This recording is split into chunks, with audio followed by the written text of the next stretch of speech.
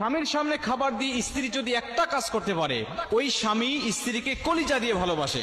নবীজি সাল্লাল্লাহু আলাইহি ওয়াসাল্লাম বলছেন, স্বামী যখন খাবার খেতে বসবে, দিনে হোক অথবা রাত্রিবেলায় হোক, যখনই স্বামী খাবার খেতে বসবে, তখন যদি স্বামীর সামনে স্ত্রী খাবার দিয়ে যদি একটা কাজ করতে পারে, আল্লাহ পাক ওই স্বামীর অন্তরের মধ্যে স্ত্রীর মহব্বত, প্রেম, ভালোবাসা এতটাই বৃদ্ধি করে দেয় যে ওই স্ত্রী ছাড়া স্বামী আর কিচ্ছু বোঝে না। সহিহুল জামের মধ্যে হাদিসটি বর্ণনা হয়েছে এবং তাবরানী শরীফের মধ্যেও হাদিসটা এসেছে। আল্লাহ রাসূল সাল্লাল্লাহু আলাইহি ওয়াসাল্লাম আমাদেরকে, আমাদের স্ত্রীদেরকে এই কাজটি করতে আদেশ করেছেন। আজকে স্বামী স্ত্রীর মধ্যে কোনো মহব্বত নাই, কোনো ভালোবাসা নাই, দাম্পত্য জীবনে স্বামী স্ত্রী একেবারে অসুখী।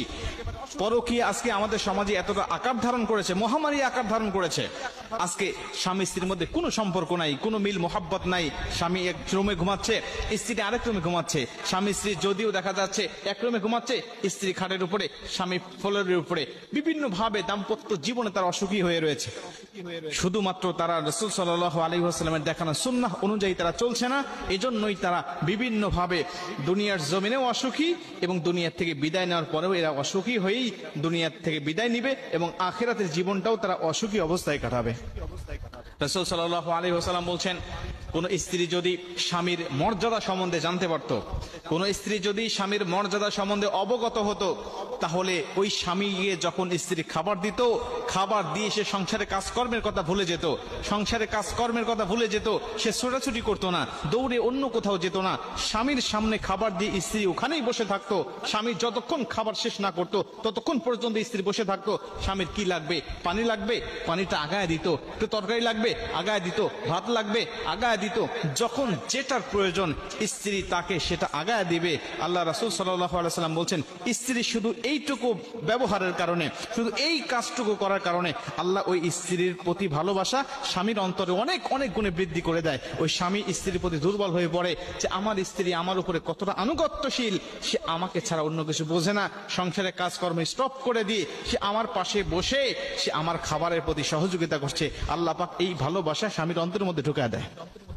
আজকে আমাদের পরিবারের দিকে তাকান, স্বামী যদি স্ত্রীর কাছে খাবার চায়, অনেক স্ত্রী আছে বলে ডাইনিং টেবিলের উপরে খাবার রাখা আছে, পানি রাখা আছে, তুমি একটু খাবারটা খেয়ে নাও। আবার অনেকেই বলে খাবারটা একটু বেড়ে খাও, ওই টিউবওয়েল থেকে, টেপ থেকে একটু পানিটা নিয়ে খাও, আমি একটু ব্যস্ত আছি, আমি সিরিয়াল দেখছি, আমি কাজ করছি, আমি এটা করছি সেটা করছি, তুমি একটু খেয়ে নাও, তুমি একটু বেড়ে নাও। এমন আদেশ পর্যন্ত স্বামীকে করে। ওই স্বামী স্ত্রীকে কেমনে ভালোবাসবে? ওই স্ত্রীর প্রতি স্বামীর মহব্বত কেমনে আসবে বলেন?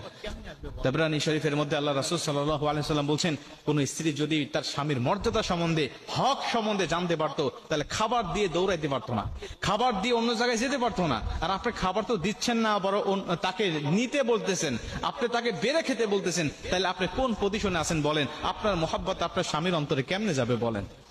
এজন্য মা বোনেরা যারা শুনছেন, আমি আপনাদেরকে বলছি, স্বামী স্ত্রীর মধ্যে মহব্বত যদি বাড়াতে চান, আপনার স্বামীর কলিজার মধ্যে যদি আপনার স্থানটা করে নিতে চান, তাহলে অবশ্যই এই আমলটা আজকে থেকে করা শুরু করেন।